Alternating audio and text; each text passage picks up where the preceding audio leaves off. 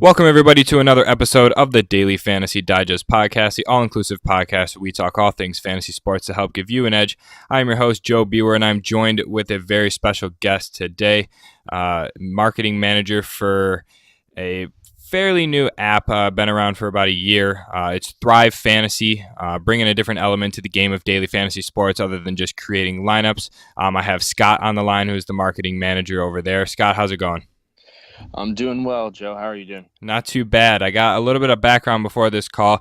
Just for anybody who's hasn't seen or heard about Thrive, go ahead and give them a follow on Twitter at Thrive Fantasy. They're an up-and-coming app that focuses, from what I can tell, on player props and brings a new element to the daily fantasy game that I think is needed to sort of refresh what we all know as daily fantasy sports. So what I want to do here is, kind of get your backstory and how you got to Thrive Fantasy. If you've played, DraftKings, FanDuel, and kind of where you came about to get to the point that you're at right now. I appreciate you having me on. So really, my backstory into fantasy sports goes way back. I've been playing season-long fantasy myself ever since, the beginning of the Yahoo days, ever since I was a kid with all my friends and their older brothers, basketball, football, baseball. Those three we usually focused on. And then obviously once DraftKings and FanDuel came around, I was pretty early onto the scene in those. Unfortunately, was not too successful on those kind of sites. I did obviously love the aspect of something like MLB, where you can practically play a new game every day. And just the different prize pools and everything, the whole paid aspect was a lot different, obviously, than something that you would see in a season long. So really, that's what got me into that. But like I said, fantasy sports is something I've been playing for a long time. Thrive Fantasy, we were founded pretty much, I guess you could kind of date us back to late 2016. Our founder and CEO Adam Weinstein came up with the app, and he started the company, and at that moment went into about 16 months or so of tech and development. If you'll see, our app on iOS and Android, there's a lot of work that's gone into these apps, and they're very clean, very good looking and user friendly. And that kind of is where we started off. And then, as you alluded to, about a year ago, a little over a year ago, we fully launched our app for opening day, not this year, but the past year. And we've been running ever since. We started obviously with MLB, NBA, and NFL. And we have recently added some esports actually to the app. We dove into CSGO and League of Legends, and then we're going to look to add here some PGA and MMA. But that's pretty much a quick synopsis of my backstory into it, and kind of how we came about. So, were you part of the founding team? I was not. I came on early 2018. Okay, so kind of when the app was getting just about to be launched, per se. Yeah. I came more on the on ramping side, as we look to kind of expand and really push this thing to the forefront. Right. So I'm a just a background, just so we can use this for sake of argument. I'm a heavy DraftKings player. Very unhappy with FanDuel. Not a big fan of the layout, the way that the scoring works, stuff like that. Would rather play DraftKings. I have, for somebody who is a very avid DFS player, lineups, all that kind of stuff. What would kind of get them to stray away from the norm and try something like this? What's the catch to get them to go to a place like Thrive Fantasy? Yeah, so I think really, one of the things that we harp on and we look to focus our app around is a common pain point in daily fantasy is that there is a small minority of users that are winning, over 90% of the prize pools. And that's really due to, the research that some of these guys are putting in, and the algorithms and all the tools that they have to their use. So, we've gone away a little bit from the traditional salary cap format, as you mentioned. We've really streamlined our drafting process to make it easier for the everyday fan to kind of make a lineup in a shorter amount of time, but still be highly competitive. So by doing so, we use only top athletes in our contests, and these are obviously guys you're going to want to watch. You don't have to dig through the entire player pool of a certain sport. It's something, more faces that you're going to see on ESPN in the morning and everything like that. So, So, so are you trying to like take away per se the heavy research that needs to be done and kind of make it just exactly. more enjoyable for like the average player, not like the hardcore guys that are cracking the numbers for 10 hours a day? See, yeah. So our gameplay in itself, um, we perceive to be easier to understand at the forefront, and yes, eliminating the research.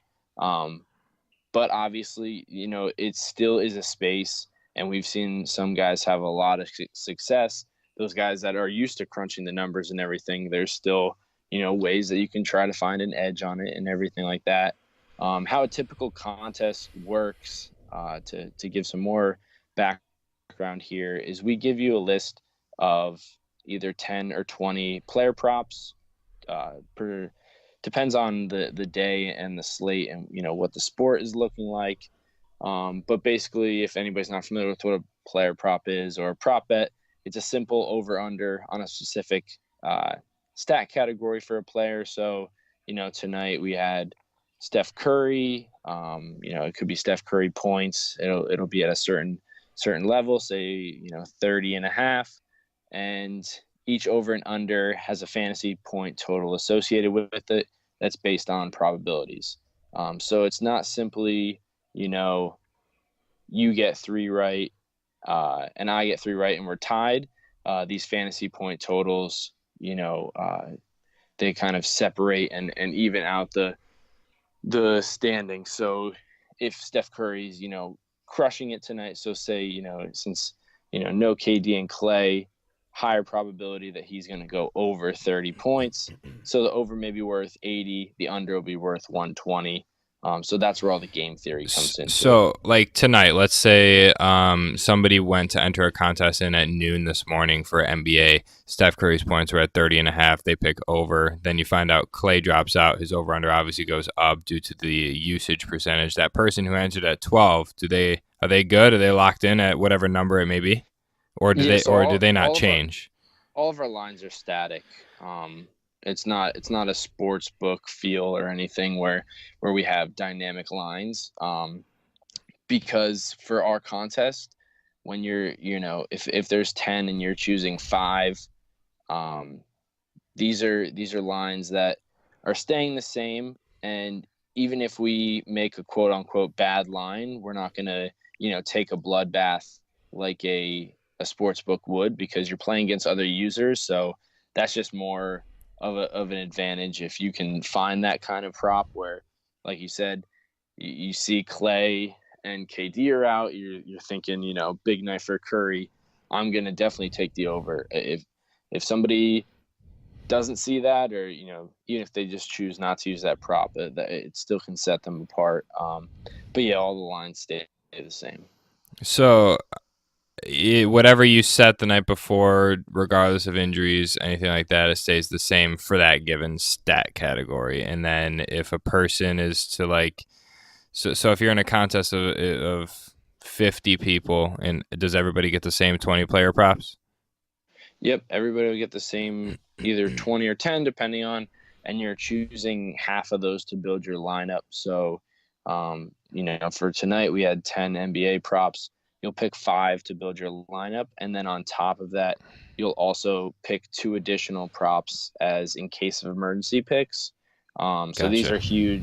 These, well, it actually, usually doesn't come into work with the playoffs that much, but since we do set these a couple days in advance, tonight, since Clay's not playing, anybody who had Clay in their starting five will have one of their in case of emergency picks automatically replace that.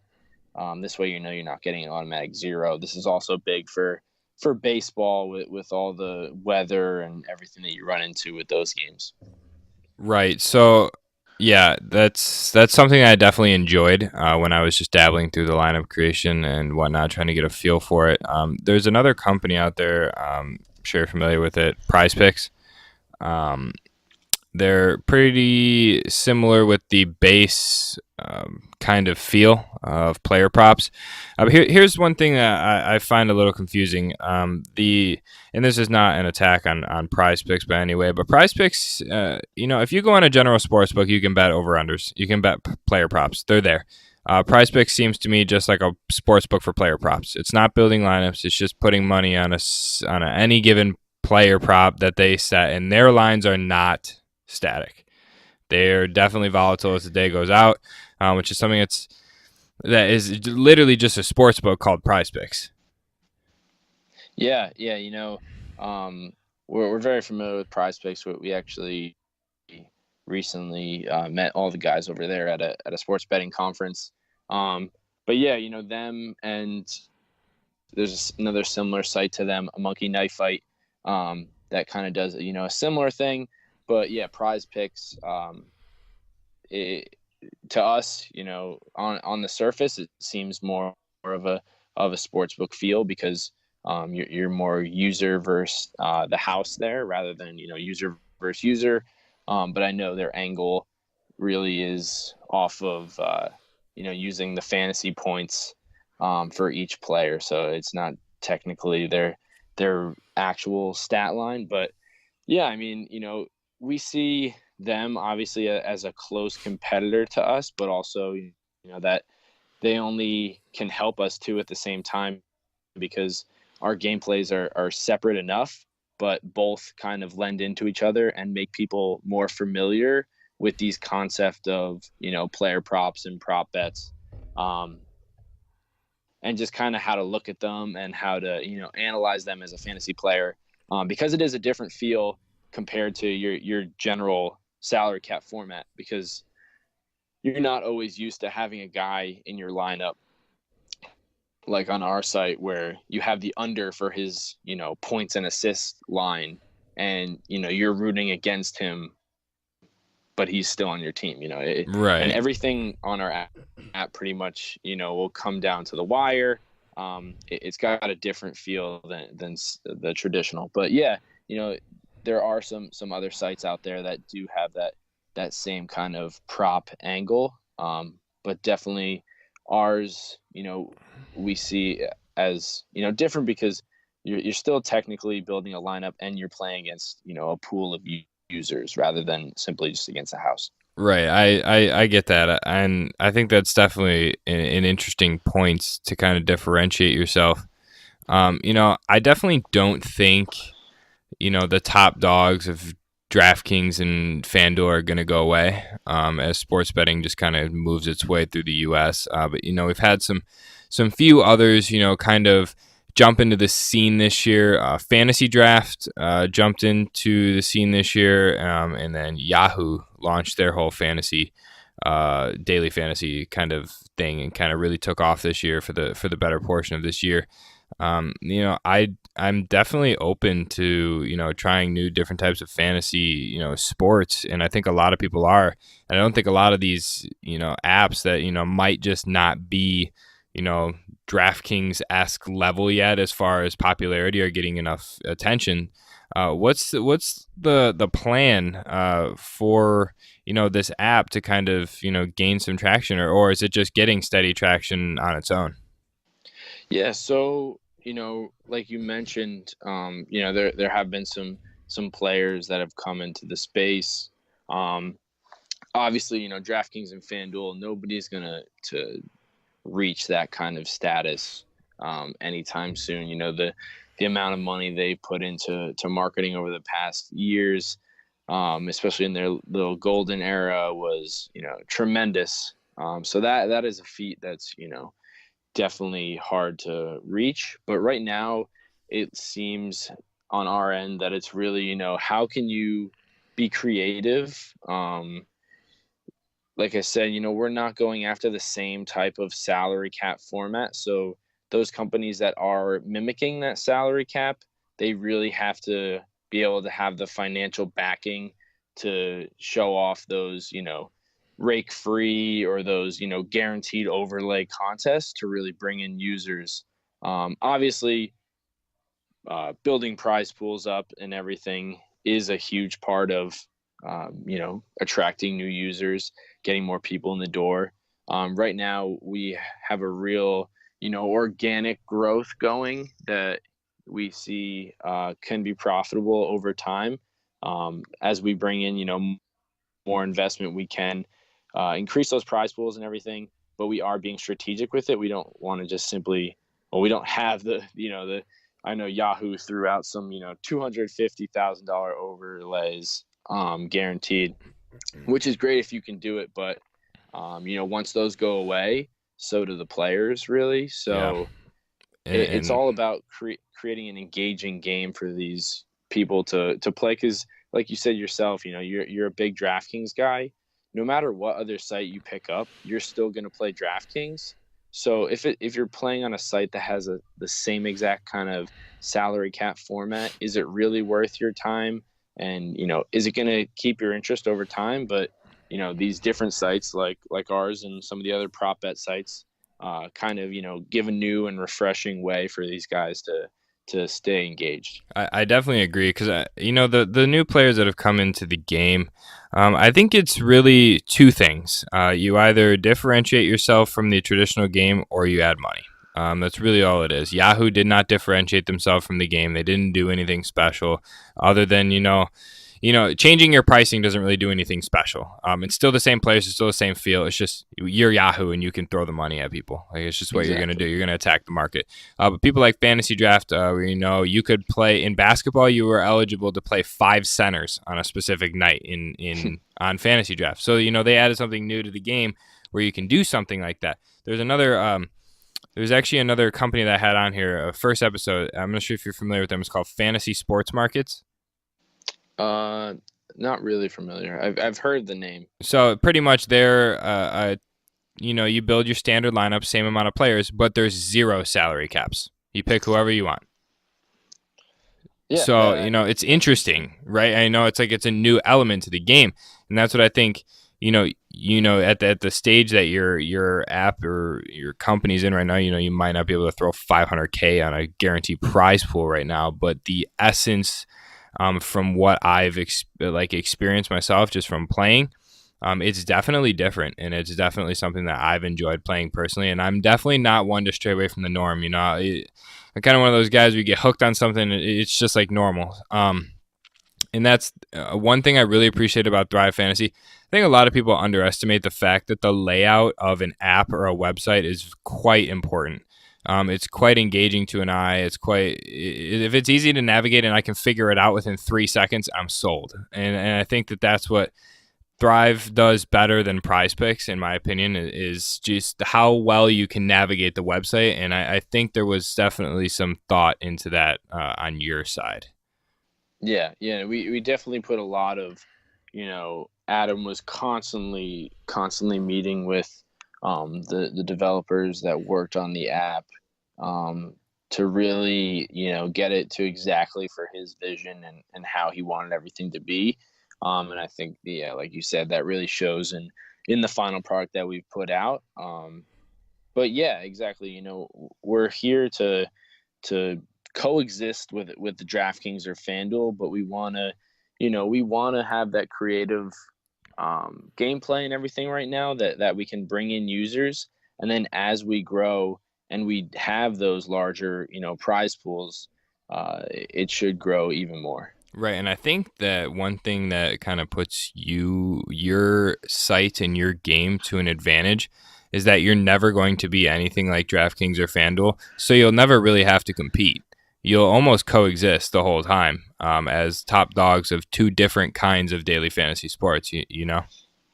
Exactly. Like like I had alluded to, DraftKings and FanDuel have set themselves so far apart in the salary cap kind of, column, but our gameplay can be, used alongside any, research or work that you're doing on your other lineups, since it's, simple stat categories for these players that you're already looking at.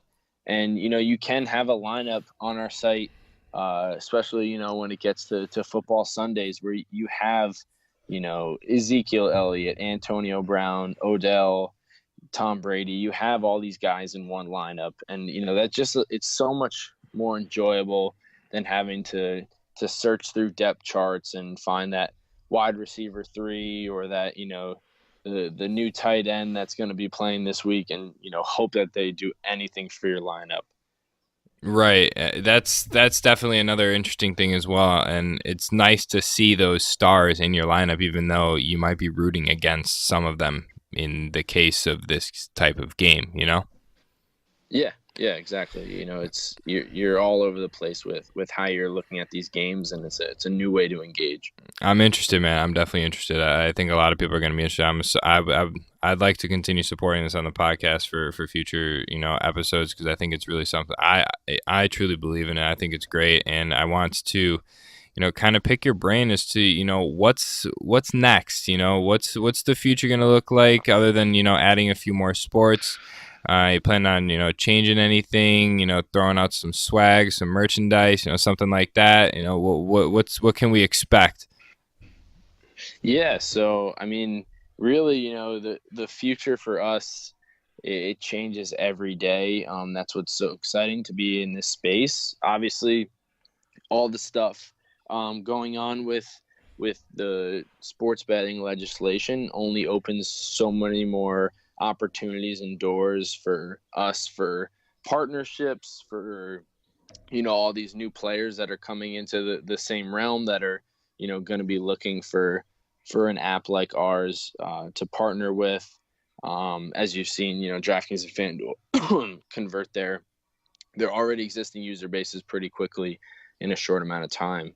But yeah, I mean, we've got T-shirts that we send out to anybody on our site that gets 10 out of 10 in our contests. We have different referral programs we're running all the time. We match everybody's first deposit instantly up to $10. That's just no slow release or drip. It's just an instant $10 credit added on there. Um, Obviously, we don't want people to simply just withdraw it afterwards, but we really want to build something and continue to hear the feedback that we're getting from our users already, and grow alongside with them. We've had a great, response, and the following that we've grown in, over a year now has been tremendous. I'm super excited for this upcoming football season. Our first one was a huge success, and we're really gonna to hone in on some of the things that we either capitalized on or kind of faulted with last year. But really, for right now, as we go through the summer months here, we're just really looking to like I said, listen in on what our users have to say, and make sure that we fine tune everything, and keep a steady user experience. But we're open to any and all ideas and feedback that's out there, as we continue to grow here. So I have one last question. It's an interesting one for me.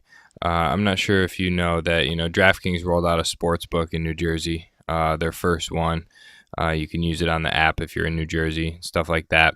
That app is coexistent on the same app that they use for their daily fantasy. Same kind of deal. It's just a sportsbook tab that does have player props.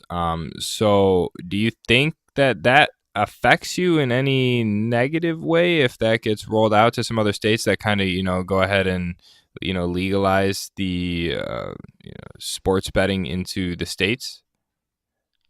So yeah, we get this question a lot. On one hand, it really only helps us because, like I said, it really opens up more and more eyes to what a prop bet is. It's not so taboo anymore.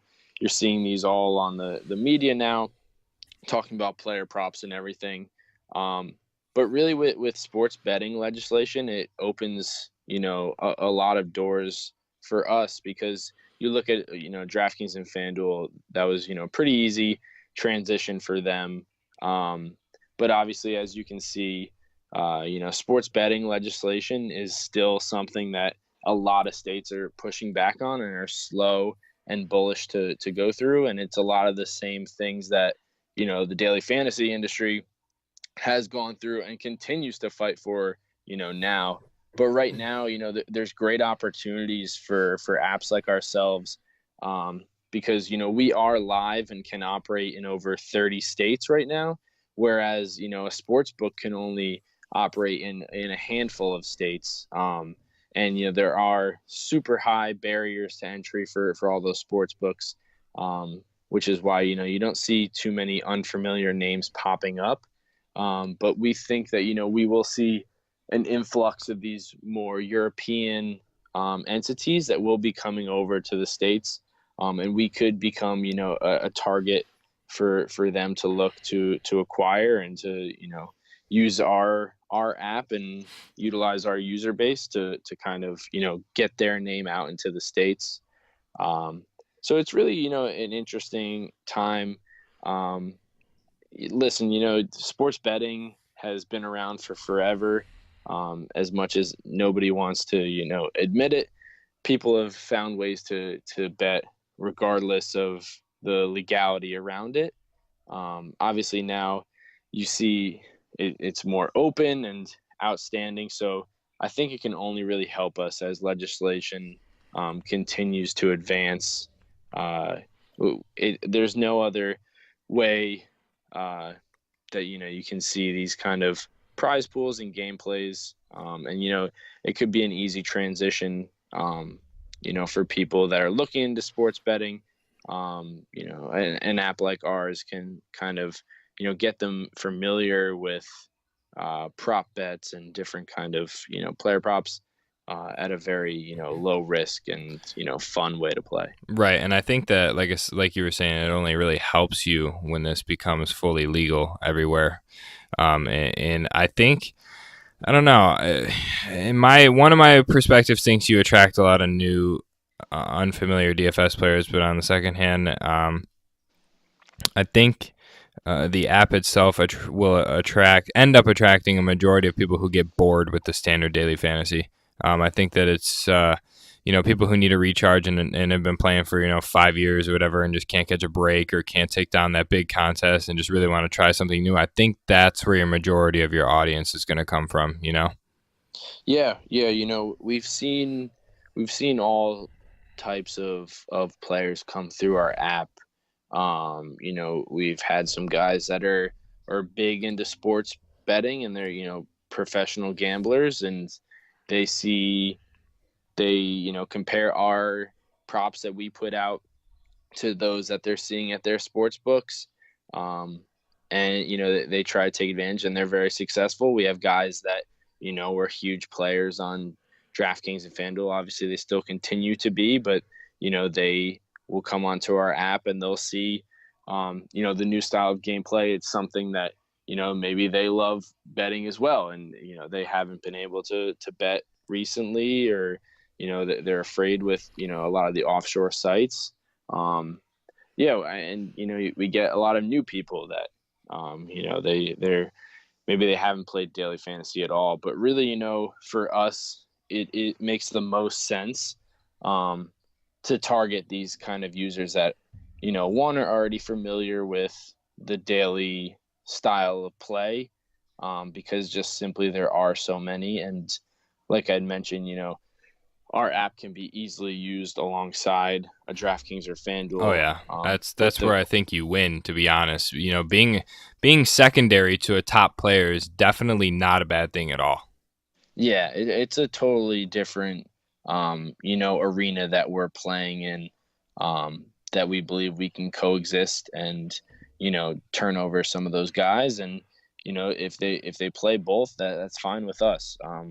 We're really looking just to grow in the most efficient way possible. Right. Like I said, hearing after our conversation and hearing about the app and experiencing myself, just for everybody who's listening, this app is definitely for real. I've definitely been one to enjoy it, and I want to thank Scott, for coming on the podcast and really talking about it and kind of, giving us his point of view and insight as an insider at Thrive Fantasy and kind of what, you can expect if you were to come on and play, a contest over there. Now, just before we wrap up this podcast, I want to go ahead and just, thank Scott for coming on the podcast, and I really want everybody, I want to encourage everybody to go out and try Thrive Fantasy. You can find them online at Thrive Fantasy, or you can go and follow them on Twitter at Thrive Fantasy, and get to the website from there. Like Scott mentioned, they match your first deposit up to $10, and I think you're really just going to enjoy the overall atmosphere as a change of pace from the so-called daily fantasy sports that everybody's used to playing, creating lineups. I think this is definitely something interesting, and it's going to make a lot of people think because research comes into this daily fantasy that we usually know, and it's pretty difficult, and it's pretty grueling to be able to find an edge. But I think that you'll find that a lot of people get a little lucky here. Prop bets aren't as easily researchable as people think. So I think that just adds another fun element to the game because anybody can win, and it's not as serious. And you don't really have you're not going to have any computerized lineups over here at Thrive Fantasy. So I really just want to encourage everybody to go ahead and give it a try. It's Daily Fantasy Digest approved, that's for sure, from what I've experienced and what I've seen. So Scott, thank you very much for coming on the podcast. I really appreciate it. I hope you enjoyed yourself and enjoyed the conversation that we had. Yeah, I appreciate it, man. This was a great experience. Like you mentioned, yeah, we're on every social platform at Thrive Fantasy, all one word. You can find us in both the Apple App Store and the Google Play Store. We also have a website, thrivefantasy.com, where you can sign up. If you guys throw the promo code FREE5 in, I'll make sure you guys get a free $5 credit if you're listening to this show. To try out some contests for yourself, and let us know what you think. We're constantly listening to what our users are saying, and it's only going to make us better, shaping our gameplay around them. Definitely. So I actually I really agree with that. I think it's just going to take off in a few months, and it's just going to be something that everybody's going to know in no time. And we're glad to be able to say that we had you on the podcast here. If you guys are fans of the podcast, please go ahead and subscribe if you're on YouTube and Apple. Leave a like and a comment. Let us know what you think. Follow us on Twitter at @FantasyDigest_. Stay up to date with all of our podcast updates as well as any information before lock when you're building your lineups. We will be doing more breakdowns as well as some more interviews coming up in the coming weeks. I want to go ahead and thank Scott once more for coming on the podcast, and we will see you next time.